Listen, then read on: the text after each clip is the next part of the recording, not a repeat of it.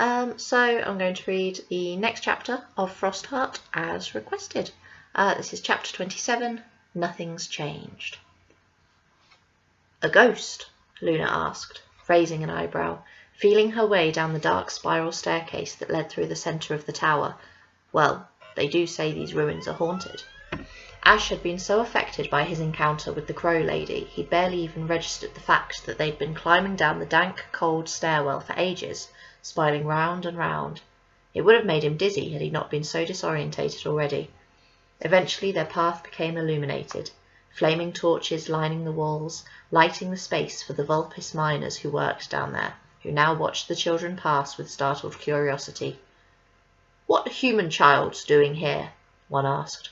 "Sorry, took a wrong turning," Luna said, casual as ever. "Or maybe she was a witch," Ash said, still thinking of the Crow Witch. "She was flying all over the place, song-weaving straight into my mind. It was impressive, but really scary. I'm telling you, there was something strange about her. And I think she was trying to tell me the next part of the lullaby, but I didn't understand it. I mean, this must be why my parents wanted me to find her, but it doesn't seem to fit the song. Beware the outcast. Maybe I heard her wrong? But she disappeared before I could ask her." "You sure it wasn't just a Vulpes tangled up in some old rags? They do that sometimes, you know. Or, more likely yet, you didn't just imagine it? Fear does weird stuff, and I saw you clinging to that raft like it was your mum." "I didn't imagine it, Luna," Ash insisted. "I think she was a song weaver. But her song wasn't like mine. It was scarier."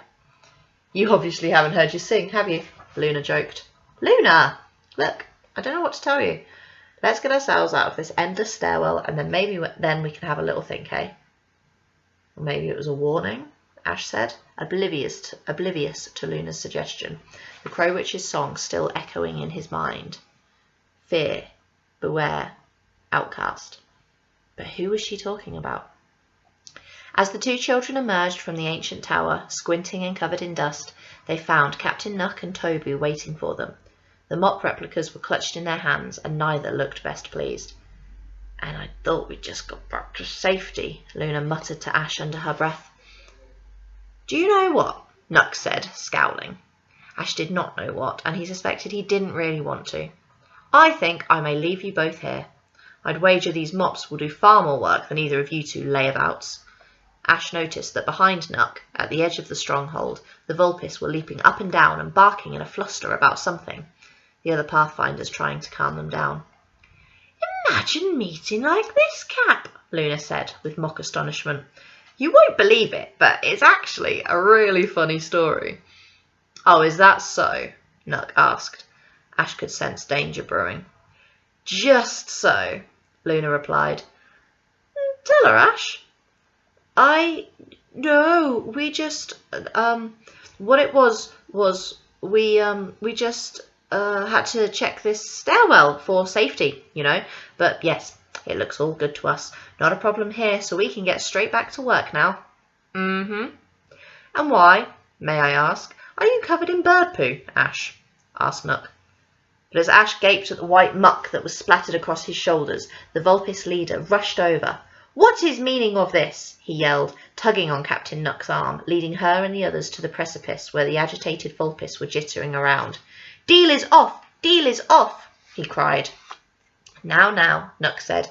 "I'm not sure what you're getting so worked up about, but I'm sure there's a reasonable explanation." The leader huffed and pointed down over the edge of the ruin. Following his paw, the Pathfinders looked over and saw a swarm of lurkers writhing around in a frenzy far below. Scattered around them, among their claws and in their jaws, were the shattered remains of sunstones and a broken wooden lift. Ash and Luna gulped. "Please tell me this had nothing to do with you two," Nuck mumbled to Luna out the corner of her mouth, over the angry barks and squeals of the Vulpes. "You'll be proud to know that it most definitely did not," lied Luna. "Vulpes saw human child messing with lift, broke it, precious shinies lost, tooth nasties ripping and shredding," the Vulpes leader cried, tugging his ears back in despair. His comrades scurried about, ears twitching and fangs bared. "Deal off! Deal off!" "No need to be so hasty," Nuck spoke in her most apologetic voice. "I'm sure we can work something out. "You'll break, you'll buy," the leader insisted. "It wasn't our fault, it was your shabby lift," Luna argued. "It nearly killed us." Ash didn't feel like arguing. He felt terrible. He knew the Frostheart had nothing to spare and how desperate they were for the supplies the Vulpes could provide. Had he and Luna ruined everything? "Once more you display a lack of judgment, boy," Tobu grumbled at Ash. "You disappoint me." "No! I was following the world weave, just like you said I should, going where it guided me." "By breaking a lift." Tobu wasn't buying it. I can fix this," said Ash, desperate to make things right. "I can clear the lurkers away with my song, and then we can collect the sunstone shards."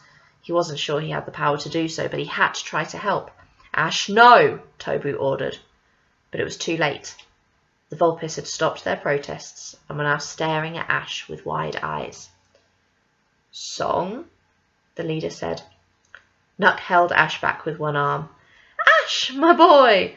I know you're a budding young musician, and we all adore the rousing snow shanties you perform for us, but perhaps now's not the time for that, wouldn't you agree?" She raised her eyebrows and widened her eyes as if she was trying to tell Ash something unspoken. Ash's mouth opened and closed like a fish. What was going on? The Vulpes cocked their heads to the side, and the Frostheart crew shifted nervously, trying too hard to look unconcerned. "Luna, kindly take Ash away, won't you? I think Yori could do with your help preparing the Frostheart to set sail," Nook said, speaking much faster than normal. "Aye, aye, Cap," Luna said, beginning to lead Ash away.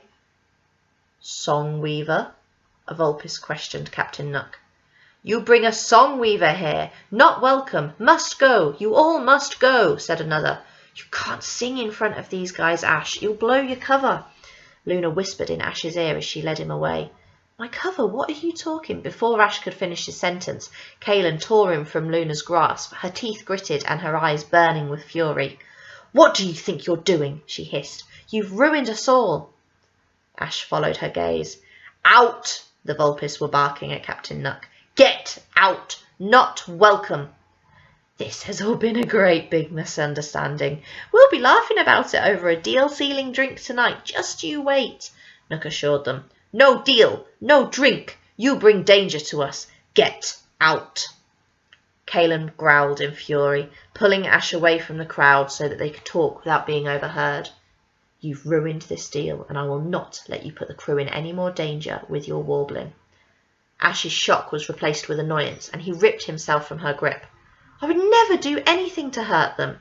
How does not getting rid of the Leviathans put us in any less danger?" "No, she's right," Luna said in a small voice. "What?" "Like it or not, people don't trust Songweavers, Ash. The Vulpes have seen the Frostheart carries a Songweaver, and word could spread. People will avoid us. We won't be able to trade, and that means we won't be able to survive." Ash felt sick. So that's the truth of it, he thought. Nothing's changed, not really. Everyone still thinks I'm a monster. "I'm sorry, Ash, I really am, but it's just the way it is," said Luna. She reached a hand out to his shoulder, but he pulled it away. He felt embarrassed enough. "The Frostheart is the only place I've ever felt welcome. I'd do anything to keep it safe," he said. "Thing is, you're not welcome, Songweaver. Your kind never is. You'll never be one of us," said Kaelin. Ash went cold. He felt like his insides had been frozen by the ice crone herself. "Hey! Too far!" Luna yelled. "That's not true. Don't listen to her, Ash. Cat would be having a fit if she heard you speak like that, Kaelin." "How do I keep doing this? I ruin everything and take those I care about deep down with me," Ash thought in despair. If ever there was an outcast who was a danger to others, who should be feared, it's me. The Crow Witch was right. "You want to help, Ash?" asked Kaelin, ignoring Luna. "Then leave the Frostheart. Singing to Leviathans will only put us in danger. You may have the others fooled, but not me. I catch you singing out here again and you'll regret it. Be sure of that." And that's the end of chapter 27. See you next time for the next one.